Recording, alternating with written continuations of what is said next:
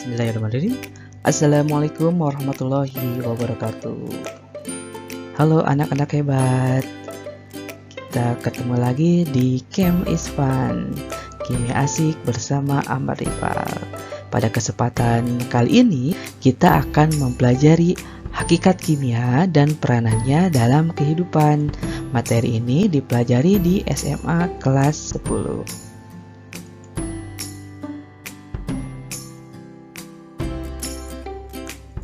Sebelumnya saya minta tolong untuk subscribe dan like ya. Jika memungkinkan silahkan share. Terima kasih.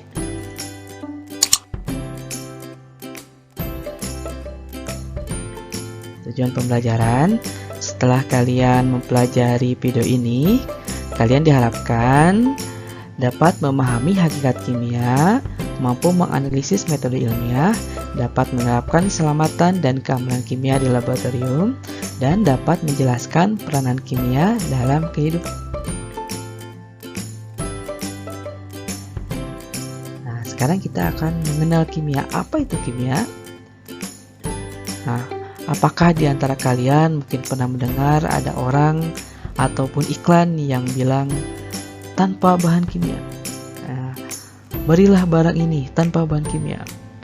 Silakan, bahan ini lebih sehat, katanya, tanpa bahan kimia.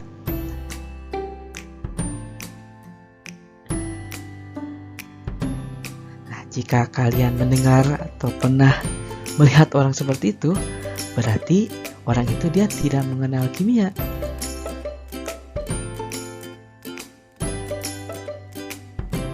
Padahal setiap hari kita menggunakan bahan kimia loh. Bahkan kita juga mengkonsumsinya tiap hari. Nah, kok bisa?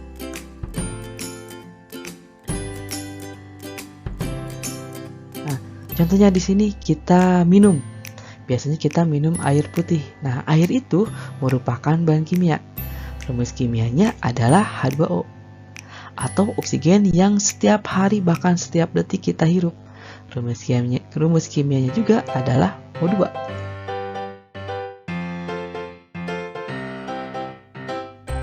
Contoh yang lain, misalnya ada sabun, ada obat, urea, bensin, biogas, gas kosmetik, kemudian gas, odol, dan plastik, dan lain-lain. Nah, ini semua merupakan bahan kimia. Nah, mungkin silahkan coba kalian cari nama kimianya apa dari bahan-bahan di sini.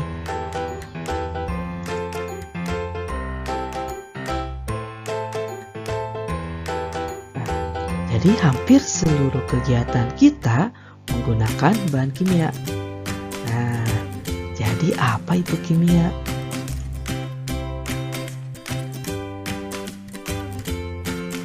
Kimia itu berasal dari bahasa Arab, dari kata kimia. Artinya perubahan zat. Jadi ilmu kimia adalah ilmu pemahaman dan rekayasa materi. Oleh karena itu, ilmu kimia dapat didefinisikan sebagai ilmu yang mempelajari tentang susunan, struktur, sifat, perubahan materi, serta energi yang menyertai perubahan tersebut. Nah, ilmu kimia juga disebut sebagai central science karena peranannya itu sangat penting untuk ilmu pengetahuan yang lainnya.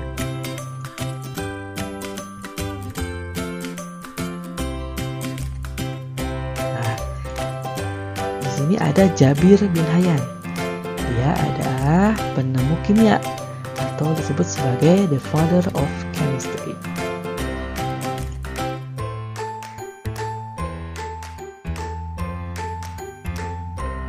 Sekarang kita akan bahas mengenai metode ilmiah. Ilmu kimia itu merupakan suatu ilmu pengetahuan yang diperoleh melalui penelitian secara sistematis yang dinamakan metode ilmiah.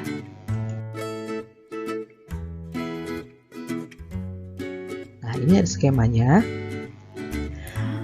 Ada beberapa tahapan dalam metode ilmiah. Yang pertama, kita mengadakan pengamatan. Waktu kalian SMP juga pernah melakukan pengamatan kan? Di sana kalian mengobservasi, kemudian mengumpulkan data. Setelah itu, kemudian kalian merumuskan hipotesis atau menarik kesimpulan awal. Setelah menarik kesimpulan awal, kemudian kalian uji hipotesisnya melalui eksperimen atau percobaan. Setelah itu, ambil kesimpulannya bagaimana. Nah, jika kesimpulannya sama atau sesuai dengan hipotesis, kalian tinggal lanjutkan buat laporan.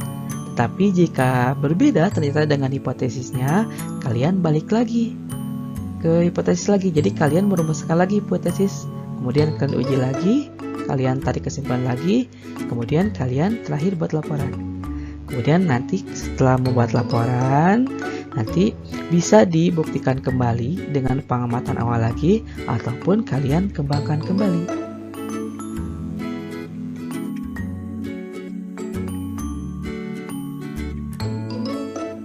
Kita sekarang akan bahas laboratorium kimia. Nah, di sini pada laboratorium kimia sudah pasti terdapat alat, kemudian ada bahan-bahan kimianya, dan ada praktikannya, maksudnya orang yang bekerja di laboratoriumnya. Praktikannya ada kepala labnya, ada laborannya, dan ada siswanya yang sedang praktikum.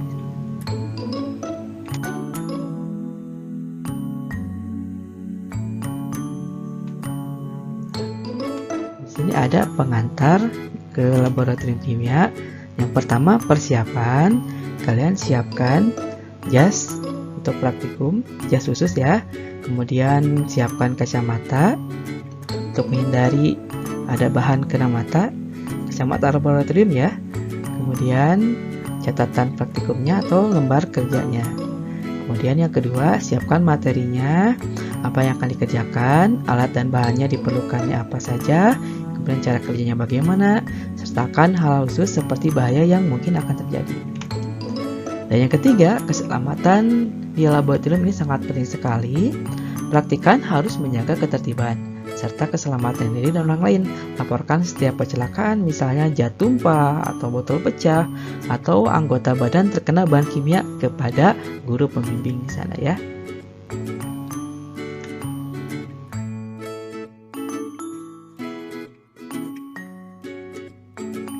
Nah, masih lanjutan yang tadi ya. Di sini ada berbagai alat penggunaannya. Di sini ada alat untuk mengukur volume cairan, ada tabung reaksi, di sini ada labu Erlenmeyer,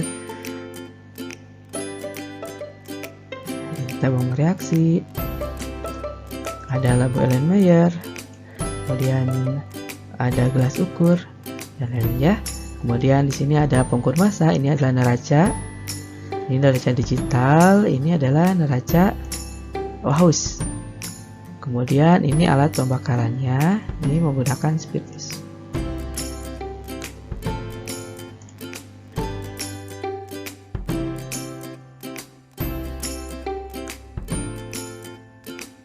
Nah, kemudian ada alat untuk mengukur suhu. Sudah pasti nama alatnya adalah termometer. Ada beberapa petunjuk larangannya dipajang di lab. Kemudian bagaimana menangani limbah berbahaya.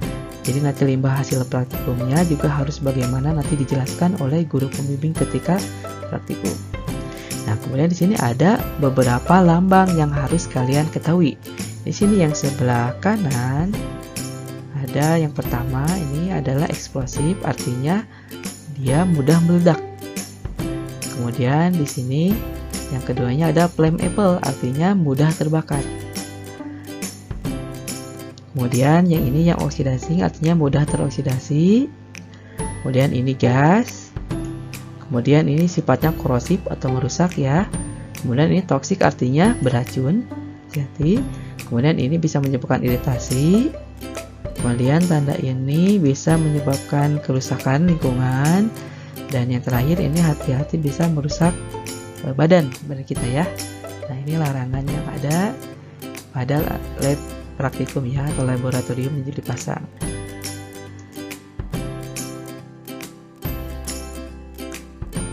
Kemudian peranan ilmu kimia juga, dia berperan pada kedokteran, biologi, farmasi, seni, kriminologi, pertanian. Sebenarnya banyak ya, ini hanya contoh saja 6.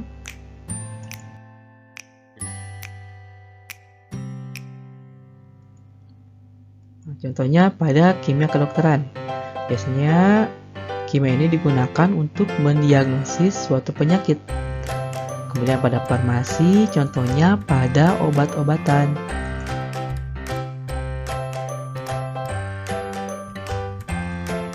Pada pertanian, contohnya pada pembuatan pupuk. Pada biologi, contohnya ada bakteri, virus, membahas tentang kimianya.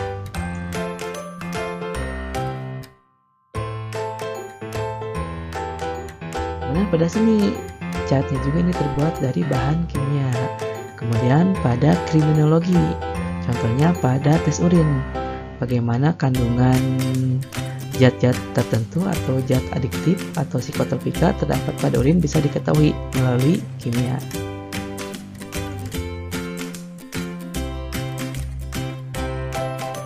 Nah, sekarang kita coba uji pemahaman. Silahkan dibaca, kira-kira jawabannya yang mana?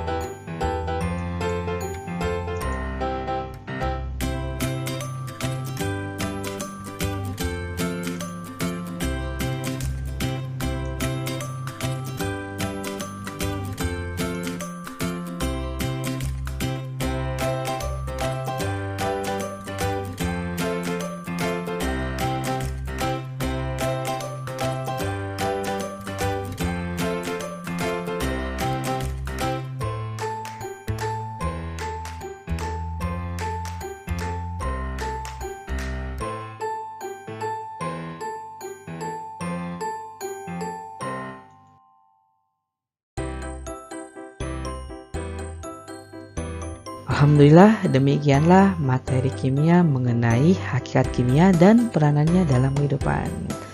Semoga bisa bermanfaat dan jangan lupa subscribe, like, dan share ya.